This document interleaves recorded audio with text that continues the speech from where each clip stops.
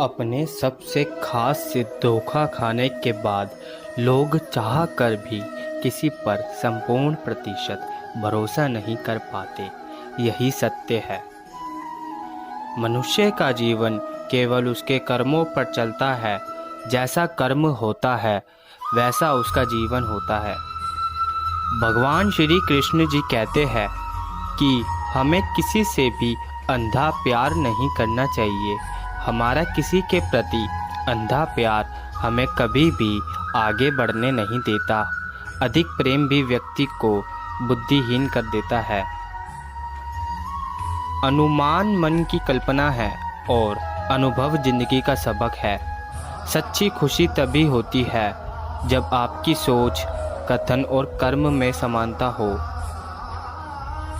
जीवन में कभी निराश नहीं होना चाहिए, क्योंकि कमज़ोर आपका वक्त होता है, आप नहीं। जैसे तेल समाप्त हो जाने पर दीपक बुझ जाता है, उसी प्रकार कर्म के क्षीण हो जाने पर भाग्य भी नष्ट हो जाता है।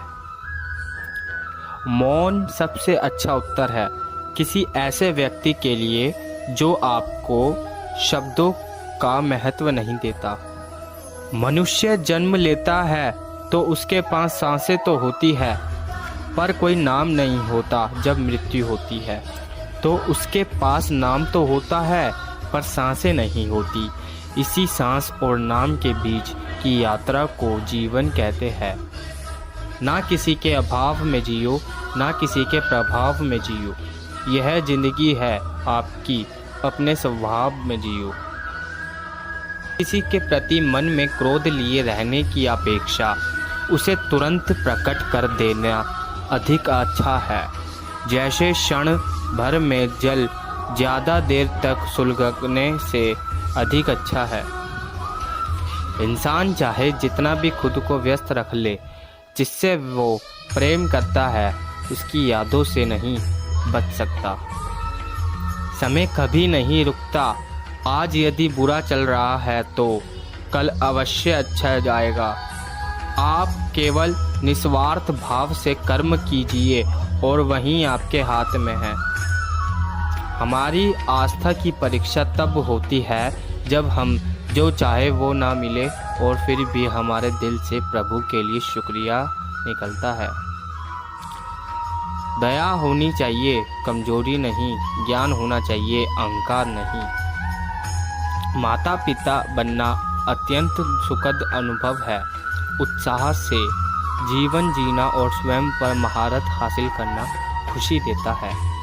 जिस व्यक्ति के विचार मेले होते हैं, जो लापरवाह है और धोखे से भरा हुआ है, कोई कुछ भी बोले, स्वयं को शांत रखो। धूप कितनी ही तेज हो, समुंदर सूखा नहीं करते। मन की गतिविधियों, होश, श्वास और भावनाओं के माध्यम से भगवान की शक्ति सदा तुम्हारे साथ है और तुम्हें बस लगातार एक साधन की तरह प्रयोग कर सके सभी कार्य कर रही है। तुम उसके लिए शौक करते हो जो शौक करने के योग्य नहीं है, और फिर भी ज्ञान की बातें करते हो। बुद्धिमान व्यक्ति ना जीवित और ना ही मृत्यु व्यक्ति के लिए शोक करते हैं। तुम अपनी पीड़ा के लिए संसार को दोष मत दो। अपने मन को समझाओ।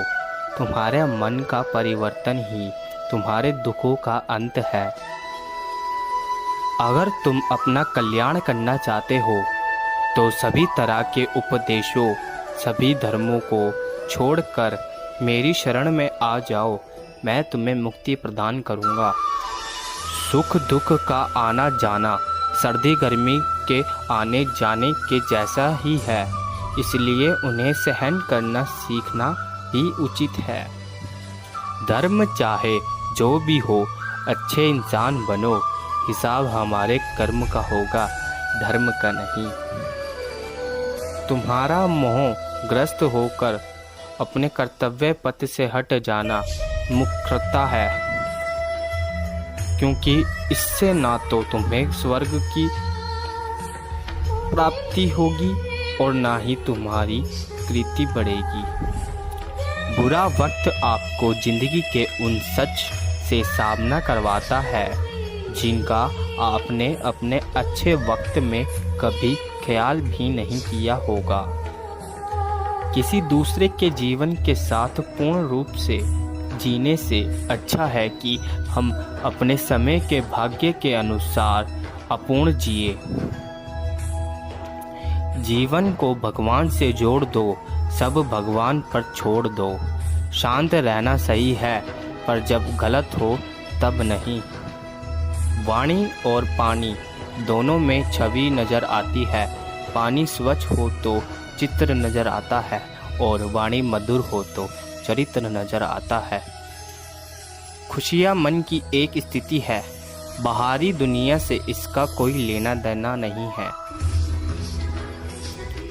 जीवन ना कल में है ना आज में है, जीवन इस पल में है, इस पल का अनुभव ही जीवन है। हम दुनिया से कभी शांति नहीं पा सकते जब तक हम खुद अंदर से शांत ना हो।